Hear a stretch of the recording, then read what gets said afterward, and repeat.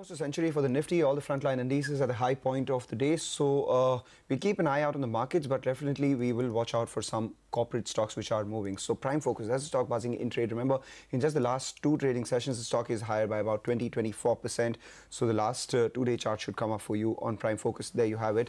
In the last 7 days, 24%. But remember, in just the last 1 year, the stock has halved. January 2018, thereabouts, the stock was trading at around 130 odd levels, and in the last 12 months, down by about 36%. This includes yesterday's 24%, yesterday and today's 24% move as well, which came on the back of the company's arm winning a 5th VFX Oscar. To discuss this and more, we have the CFO of the company, Mr. Nishant Fadia, who joins us on the phone line. Nishant, thank you for joining in.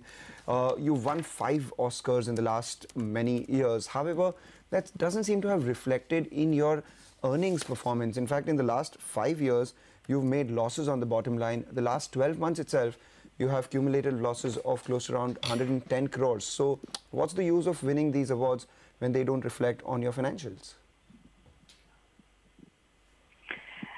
Hi. I think that's, these awards are more a recognition of creative excellence and, our position in the sort of industry. I'm not sure you can draw a direct correlation between this and the financials. Having said that, if you look at the EBITDA numbers from the last 5 years since the merger with Double Negative, they've been steadily growing.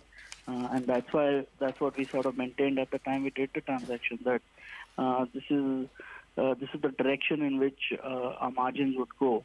On the net level, there are losses, but those are largely due to either extraordinary items or some other happenings in that year. So from an operating perspective, I think we're doing a reasonable effort, and those margins are growing if you track them.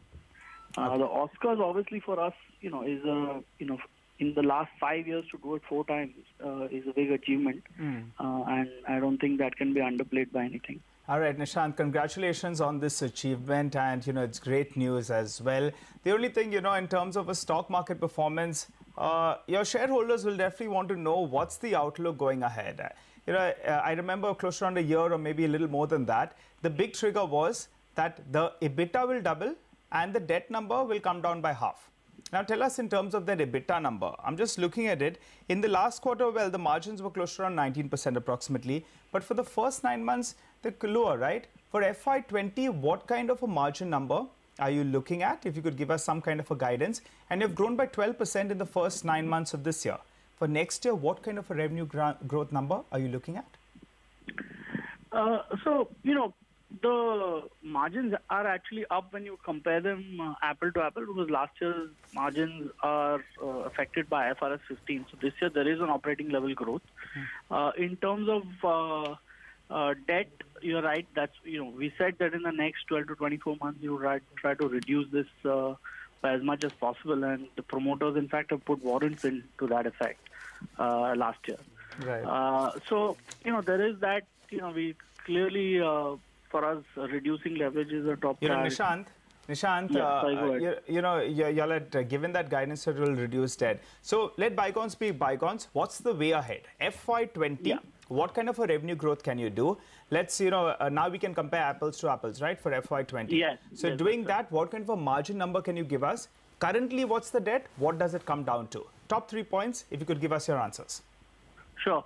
So I think, in terms of margins, we should comfortably be in, above the 20-22% range. Okay. Revenue growth, we don't really give revenue guidance because that's, as a policy, we don't do that. But we see revenue going up maybe 5 to 10% on a year-on-year basis. But we are not really perturbed if that doesn't happen, because our story right now is more about margin expansion rather than revenue growth. So although obviously revenue growth is not something you don't want, but margin expansion with our India cost base is what we focus on. Debt?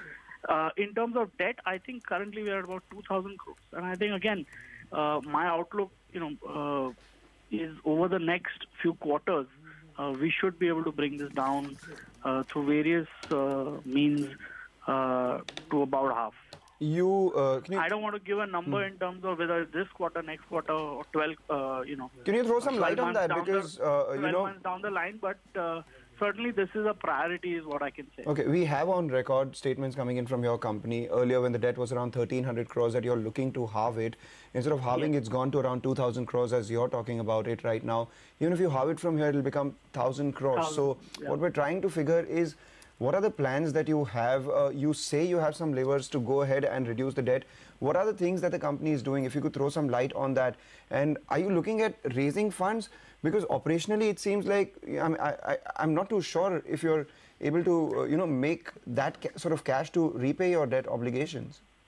See, I think we do, last year we did about close to 500 crores of EBITDA. So for us, half of 2,000, which is 1,000 is 2x EBITDA, is not a very highly levered model. But we, like I said, one of the things is obviously to generate internal accruals. One is the promoter warrants, which were which were done last year. And going forward, obviously we always look at strategic options which we have across the group. So those are some, and we can talk about that when we have some more concrete stuff. So the debt number is what currently? What is the debt number? It's about 2,040. What rate are you borrowing at currently? Our blended rate across dollar and rupee is about 8.5%. 8.5%. So approximately 170 crores is what you're paying as interest costs, and you're saying you're making an EBITDA of more than 400 to 500 crores. So you can take care of that. About 500 crores last year, and we'll be easily more than that this year. So we should be okay. So I guess your shareholders, our viewers, will live in hope that your margins goes to that 20% margin that you're talking about, and your debt number, you're making that effort to bring it down. We've been talking about warrants. How much is the money the promoters are putting in? So the gross amount, total warrant subscription was 300 crores, out of which 75 crores was sort of subscribed to as the first 25%, and they have still some time before they go. All right. Fair point, Nishant. Thanks a lot for joining in. The street will definitely be watching out for all the claims that you are making for the future.